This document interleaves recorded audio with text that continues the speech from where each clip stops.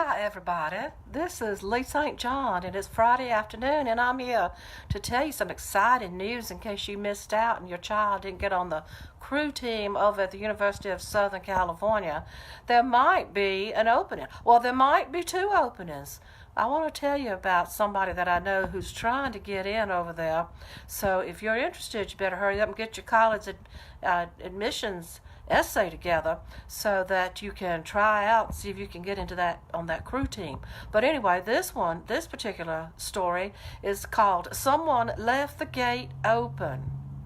After the widespread effort to rig the college admissions process for children whose parents were willing to pay bribes, here is a light-hearted take on the fascinating world of the gatekeepers, those in charge of accepting or rejecting students who, in a distinctly American rite of passage, apply for colleges all across the United States.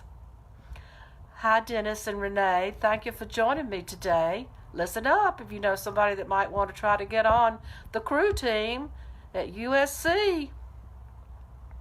Dear University of Southern California admissions, I will be graduating in May from Edmund Muskie Senior High School in Rumford, Maine.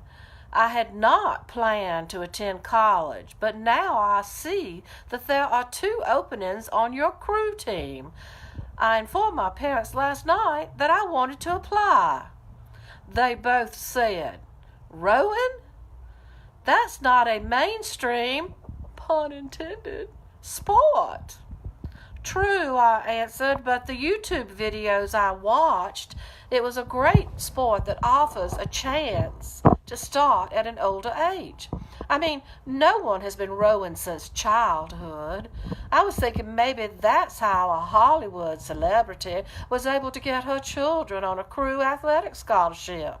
They never rowed before. It also provides overall body conditioning, and I can get in great shape since you always say I spend too much time in front of my computer and not enough time outside.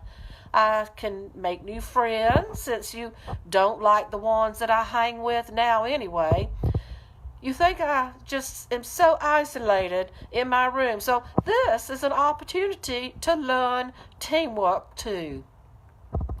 They continued, "Honey, remember all those times when you and your dad went deep-sea fishing in Destin when you were a little boy? You had to take Dramamine to keep from getting seasick on the boat." I reminded them, "Well, I grew out of that." And they reiterated, "That's because you stopped going." "Well," I interjected, "what's your point?" "Well, our point is," they said, "that's just one of the reasons. Another reason is that you didn't even know how to swim." I commented, "That used to be true, but I'm mature now and would like to learn." I never liked to get wet, which is why he didn't like to learn to swim. But he says I don't have to anymore being a crew member. I mean, sure, there'll be splashing oars and wet boats, but since I'll be wearing a spandex, not cotton, unisuit, that shouldn't be a problem. And when I finally have some chiseled muscles from the year-round practices and the girls see me in that spandex, watch out, USC.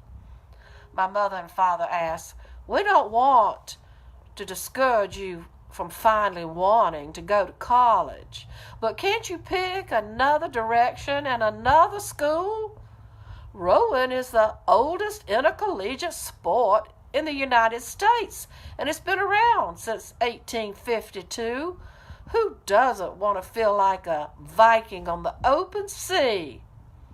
And with that, they gave up. But not me. I hope you will see my determination to row at your fine university. I plan to study pre-law because, as you can see, I made some pretty good arguments with my parents. Sincerely, Kenny, make it. P.S.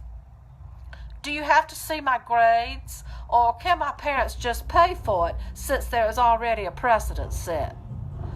P.S. I'm also applying to UCLA, Wake Forest, and other Operation Varsity Blues universities. But since you are my first choice, I hope to hear from you soon. Well, that's a little lighthearted take on Operation Varsity Blues. Hi, Corey and Nancy. Glad you're with me. And I want to say that you never know, there might be an opening somewhere in some future university that maybe your child didn't get in because somebody paid to get their child in their place. Keep listening out for the news, and let's see where those universities and those openings land. Thanks for joining me today. This is Lee St. John, and I want you to know I'm an author, and I write books that are supposedly funny, called She's a Keeper, Cockamamie Memoirs from a Hot Southern Mess. That can be found on Amazon. And also She's a Keeper, funny teacher stories from real Southern classrooms. See y'all next time. Thanks for joining me today. Bye-bye.